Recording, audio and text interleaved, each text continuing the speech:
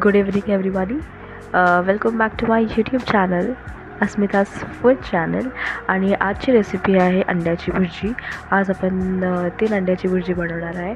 आणि आज मतलब आम्ही जेवण बनवताच भुर्जी बनवतो. जेवण बनवताच व्हिडिओ बनवतो. सो आम्ही कुकर पण लावला आहे, डाळ पण घातली आहे. सो इग्नॉरिंग दॅट आपण भुर्जीवर फोकस करूया. आज 3 अंड्याची भुर्जी बनवणार आहे. आणि त्याला लागणारं साहित्य म्हणजे 3 अंडी आणि 3 कांदा बारीक चिरून घेतलेला आणि 2 टमाटर बारीक चिरून घेतलेले. आणि तुमच्या तिखटच्या हिशोबाने, तुमच्या चवीच्या हिशोबाने तुम्हाला जितकाही तिखट लागत असेल तितक्या मिरच्या घ्या. आम्ही साधारण 3 बारीक चिरलेल्या मिरच्या घेतलेल्या आहेत. आणि पहिले तर टोपात 5 चमच तेल टाकून, 5 किंवा 4 चमच तेल टाकून, मी सजेस्ट करेन की तुम्ही कमी तेल यूज करा. 4 चमच तेल टाकून त्याच्यामध्ये बारीक चिरलेल्या मिरच्या आणि कांदा ॲड करून कांद्याला सॉते व्हायला टाईम द्या. कांद्याला जसंच रंग येईल छानसा सॉते झाला की त्याच्यामध्ये टमाटर ॲड करून टमाटरला पण सॉते होऊन द्या.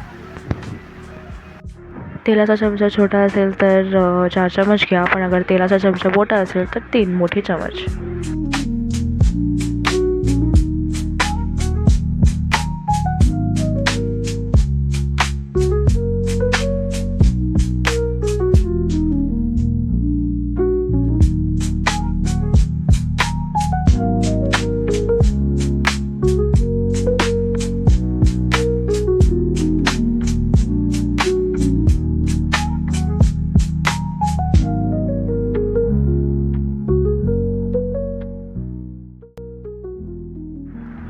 आता आपण ॲड करूया हळद एकदम छोटा चमचा, 2 छोटे चमचे हळद ॲड करायचे आहेत.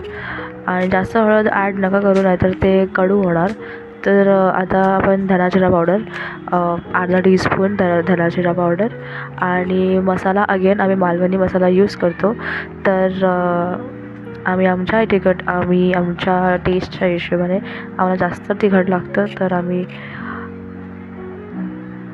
1 किंवा 1-2 चमचे आम्ही ॲड केलेत मसाल्याचे. आणि गरम मसाला खूपच कमी ॲड करा, नाहीतर ते खूप तिखट होऊन जाणार.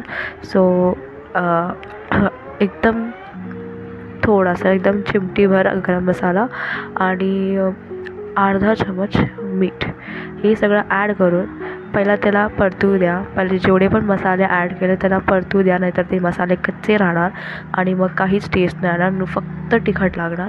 म्हणून जेवढे पण मसाले ॲड केलेत त्या भाजीमध्ये सगळं सॉते होऊन द्या, मतलब कांदा टमाटरमध्ये सगळं सॉते होऊन द्या. वन्स ते सॉते झालेत त्याच्यामध्ये अंडे फोडून टाका. आपण 3 अंडे घेतलेत तर 3ही अंडे फोडून त्याला छानपैकी मिक्स करा. जसेच फोडले तसे मिक्स करा, नाहीतर अगर तुम्ही थोडा वेळ जरी थांबलात नाही तर त्यांचा ऑमलेट होईल.